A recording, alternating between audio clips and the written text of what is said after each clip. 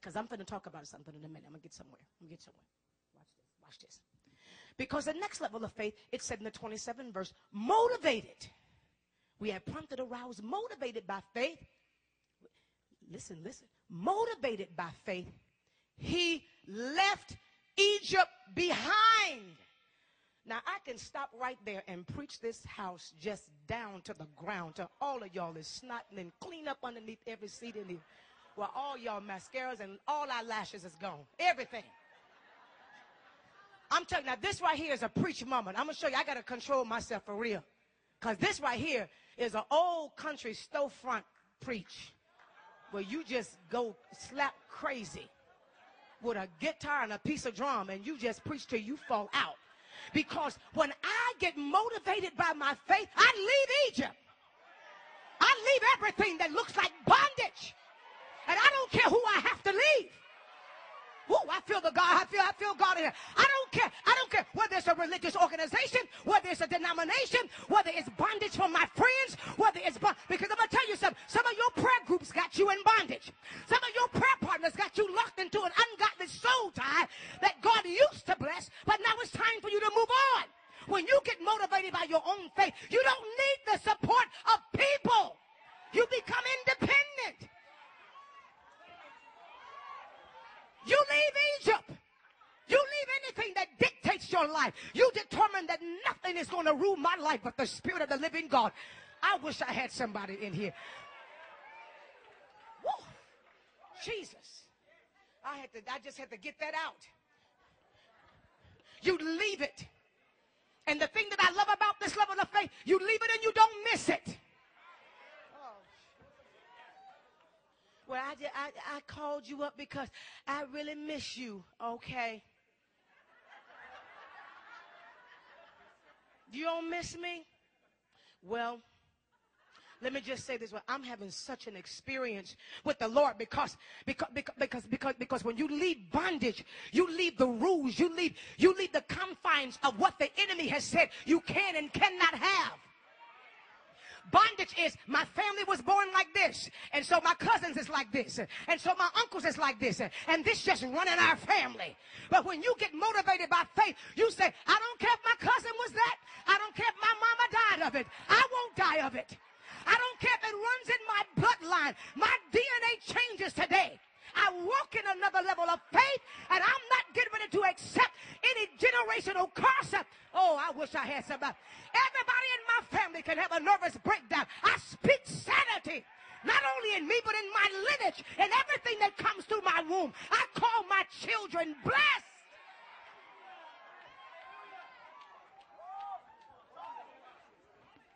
God, I feel y'all gonna make me mess up. I'm telling you, I feel that. I feel that. When you get motivated, can't nobody stop you. When you get motivated, can't nobody hinder you.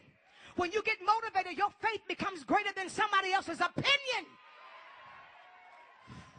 You're not going to tell me God ain't going to do it because he hasn't done it for you. Oh, my God. Okay, y'all, just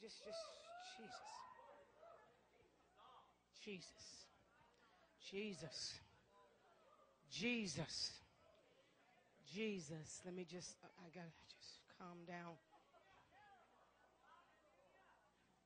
When he got motivated by faith, he left Egypt. But this is the part, Dr. Michelle, that really got me. It said, being unawed and undismayed by the wrath of the king. Now, this is when your faith is somewhere right here. For he never flinched, but held staunchly to his purpose. Okay, y'all. That right there. It says he held staunchly to his purpose. Then what are you saying? What I am believing God for, what I am walking in faith for, should be your purpose. Okay, I just said something right there. Okay, I'm going to give you an example. You know, I I want a healing ministry all over the world. That's not your purpose. Okay. I can stand up here all I want to and want to be Pastor Benny. And say, God, just give me that. I have another, and see, you got to be careful.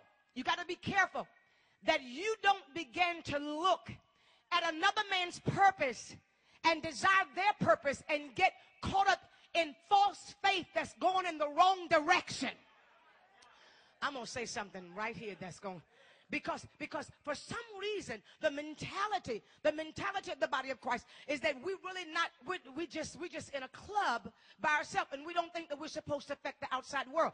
Affect the outside world like this. Your faith assignment may be to keep your job as a nurse in the hospital so you can be a light, so that you can walk through the different rooms and praying for people undercover. We're supposed to now turn into sleeper spies. Your job, your faith assignment may be you are a lawyer, an attorney, but God has put you in that position because the people that you're going to be able to speak the word of faith inside of, that's your faith assignment. But when you desire another man's work, you stay frustrated. And the minute something don't go the way you think it should go, you fall apart.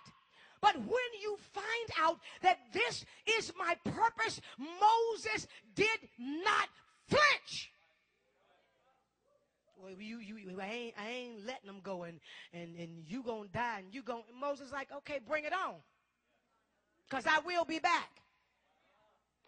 I'm gonna throw down my rod. Okay, let's go on with the 7 plagues. You want a showdown? I'll give you one. Well, ain't you scared? No, I ain't scared. Well, Moses, you keep going to Pharaoh like that? Yeah, I'm going to keep going to Pharaoh like that. Well, how can you keep going to Pharaoh? Because I met the word. Because I heard the word of the Lord speak out of a burning bush. I had an encounter with him.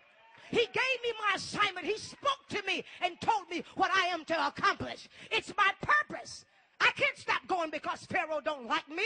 I can't stop going because my next door neighbor don't think I should go. I can't stop pursuing my purpose because somebody in my church don't think that I'm good enough or don't think that God is going to use me. Those are the kind of people that God used. The ones that are unassuming, the ones that you don't ever think that God is going to use. Why? Because God's like that and he likes jokes. That's why he'll pick somebody up corny and dry. And you say, that's just Brother Roberts that parked the cars. Goofy Brother Roberts. And all of a sudden you see Brother Roberts on television. And you go, I never thought that Brother Roberts would ever. But see, all it takes is a word of purpose. And a word of purpose to keep driving you when you don't have no money. Because I'm preaching to somebody right there.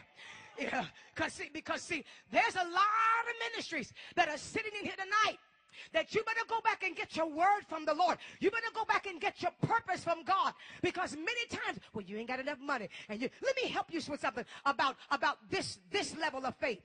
How do I know that God is giving me an assignment of faith?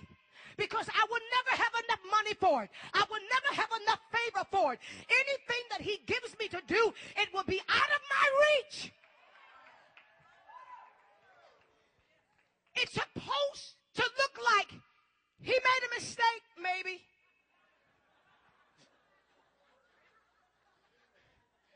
Okay, the Lord's telling us to build this.